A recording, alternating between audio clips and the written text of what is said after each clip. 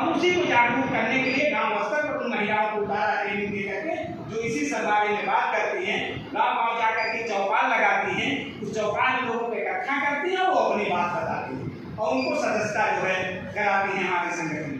हमारा संगठन उनको जो है सदस्यता कराने के बाद जब भी उनके यहाँ कोई आवश्यकता पड़ती है, शादी विवाह पढ़ाई लिखाई बच्चों का, उसमें हमारा संगठन मदद करता है। हम लोगों ने एक सिस्टम बनाया है अपने साथियों को हम मदद कैसे करेंगे, क्योंकि हमारे पास कोई धन दौलत नहीं है, न तो हमारे पास कोई पार्टी का फंड है न और कुछ, लेकिन हम अपने सिस्टम के अंदर ही उसको अपने चलने के पदाधिकारियों के साथ साथ अपने संगठन को मजबूती के लिए सब सिस्टम तैयार कर रखा है, जिसके बारे में राष्ट्रीय अध्यक्ष देवी प्रकाश डालेंगे।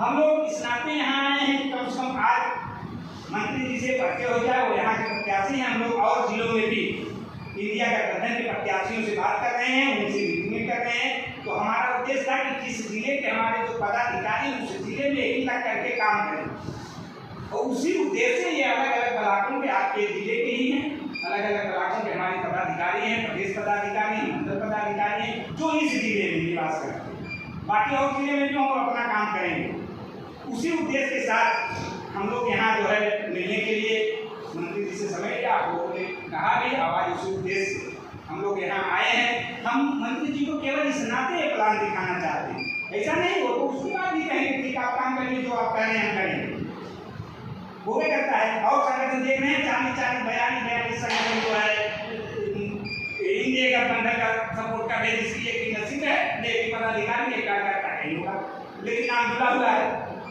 तो अब तक हम लोग किसी पार्टी से मतलब नहीं था, लेकिन इनको रोकने के लिए हमको कहीं कहीं खड़ा होना होगा, और उसके लिए इस समय जो हमको दिखाई पड़ रहा है कि इंडिया गठबंधन के अलावा कोई विकल्प नहीं है जिससे इनको रोका जा सके। इस नाते हम लोग आप लोगों के साथ जुड़ करके जो भी हमारे लायक सहयोग होगा, आपके पदाधिकारी होंगे, हर ब्लॉक होंगे, क्योंकि मैं भी संगठन का काम किया हूँ और दूर में तो जीरो संगठन से खड़ा करने का काम मैंने झंडा राशि किया है, क्योंकि हमारा काम क्या था, जब निकाले गए थे तो पार्टी झंडा तो छोड़िए, कोई अपने घर किसी को बैठाने दूसरे पार्टी तैयार नहीं था कि कोई जगह दिखाए भैया वोटवा दे, लेकिन खड़ा हमारे जिला दुर्गा यादव इलेक्शन लड़ रहे थे उनके खिलाफ। दुर्गा यादव कोई विधानसभा में बैठने के लिए अपने घर जगह नहीं देता था, और वो उनको पैसा बजा दिया विधानसभा में, लेकिन जब दहशत वो थी कि अब शिकायत पहुंचे।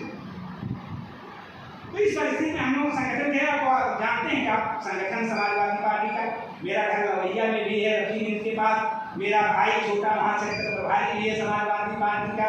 राय साहेब के इलेक्शन में जब संयोग से उपचुनाव हो रहा था, छाया वर्मा जी आप ही लड़ रहे थे, हम लोगों से बवाल भी लवैया को ऊपर हो गया बहुत सारे लोगों से।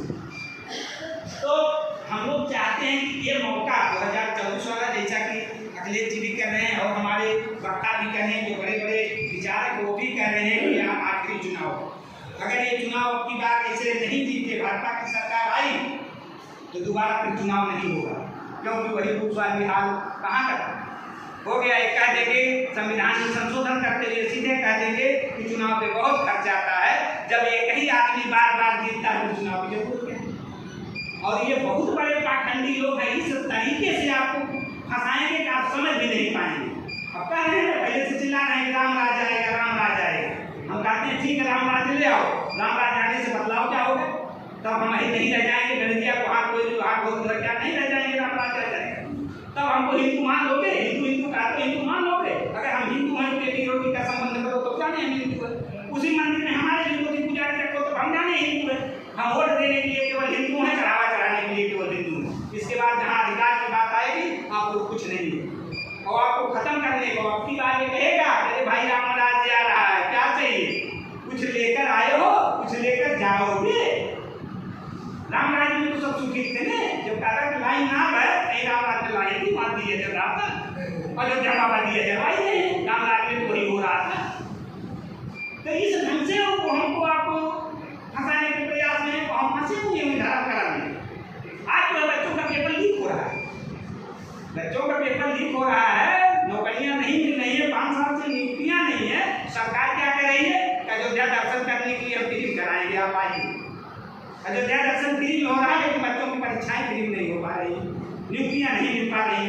इन्हीं सबको देखते हुए जो संविधान खत्म करने का व्यवधान इन लोगों ने रचा है, उसी की लड़ाई हम लोग जो है शुरू किए हैं लड़ना, और बहुत बहुत धन्यवाद राष्ट्रीय अध्यक्ष दूंगा कि उन्होंने जो मेहनत किया 3 सालों में। आज कम से कम 10 जिलों में कोई ब्लॉक ऐसा नहीं है, कोई गांव ऐसा नहीं है जहां हमारे 3 संघ प्रचारक हों। और मैं दावे के साथ कहता हूं कि जो भी ये पार्टियां हैं, चाहे वो चंद्रशेखर आजाद की हो, चाहे वो प्रकाश राज भट्ट की हो, चाहे संजय निषाद को, किसी भी रोड पर खड़ा करा के दावे के साथ कहता हूं कि देख लें अगर इनसे छोटा संगठन मेरा होगा तो मैं उसी दिन गुलामी करने के लिए तैयार हूं।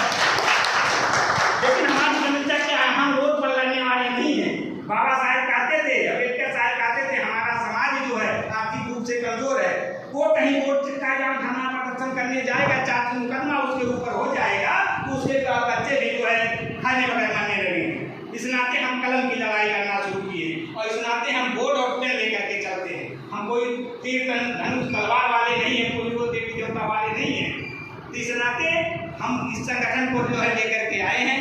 हम लोगों को संगठित करेंगे। किस ढंग से संगठित करेंगे तो हमारे पास एक बड़ी बनाई प्लान है।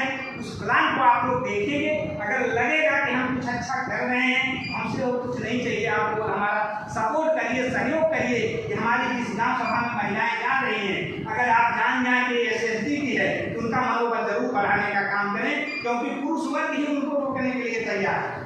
क्योंकि वो तो पढ़ी है, वो तो ट्रेनिंग ली है, उनको पता है संगठन क्या कर रहा है। लेकिन जो घर का पुरुष नहीं पढ़ा हुआ और जो घर से बाहर जाती है काम के लिए, कहती कहाँ आप रोज जाते हो, तो ये कहती है अरे भाई देश खतरे में, संविधान खतरे में, पहले वहीं बाकी बचाओ और उसको नापा। तो इस ढंग की बातें हैं जो आप देख लेंगे तो आप देखेंगे तो कहेंगे कि हमारी महिलाओं को जो है कि नहीं ये कुछ अच्छा काम कर रही है। और हम लोगों ने बहुत सोचा था, लेकिन वही काशीराम जी वाली हाल हम लोगों की है। काशीराम जी सूखी रोटी खा करके बेचारे चलते थे इस गाँव से उस गाँव पैदल।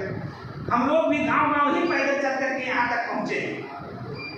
लेकिन अगर कुछ लोगों का सहयोग हो जाएगा उन चलाने में, हमको बहुत पैसे कौड़ी की आवश्यकता नहीं है। हमारे पास सिस्टम है, हम जहाँ तोड़ना शुरू कर दिए कहाँ हमारे सिस्टम से पूरे हमारे संगठन चलने की व्यवस्था होती रहे। लेकिन इस समय जो हमारा मेन उद्देश्य है, ये जो 2024 की लड़ाई है, हमको कहीं कहीं से इसको रोकना है। कई लोग भी हमसे मिले, कह रहे संविधान बचाने चले हैं, वहीं संविधान बचाइएगा और ना संविधान बचा वाले हैं। हमने कहा भाई ठीक है, हो सकता है मेरे जैसे संविधान बचे, लेकिन मैं प्रयास कर रहा हूँ, ढंगा प्रयास कर रहा हूँ कि जंगल में आग लगी हुई थी, बहुत सी चिड़िया थी, बड़ी थी, एक छोटी चिड़िया थी, उसमें पानी लेकर के उस आग पे डाल रही थी और उन्होंने हाथ उठाया, कहा कि अरे तुम क्या कर रही, तुम्हारे चोंच के पानी से आग बुझने वाली है। उसने कहा कि हो सकता है मेरे चोंच के पानी से आग न बुझे, लेकिन जिस दिन इस जंगल का इतिहास लिखा जाएगा उसमें हमारा नाम आग बुझाने वालों में लिखा जाएगा, बुझाने वाले नहीं। इस उद्देश्य के नाते हम लोग यहाँ आए और आज वो दिन है, वो संगठन आपका है। यहाँ भी और लोग आएंगे, पर्चे भी हो जाएगा, सब ज़्यादा दूर के नहीं, आप वही के क्षेत्र, आप वही के अगल बगल के लोग। और हमारा संगठन वोट पर अभी कभी नहीं आया। इस नाते हम जो स्कीम लेके चल रहे हैं, अगर हमारी हिस्सेदारी हो गई तो ये सरकार हमको चलने दी। हमारा जो काम है गाँव स्तर पर हमारी महिलाएं चौपाल लगाती हैं। जिस प्रकार से पंडित जी जाते हैं, एक घर कथा कहने जाते हैं और लाओ 100 घर जगह बना देता है और आकर के वो झूठ नारायण की कथा सत्यनारायण बना के कह देता है।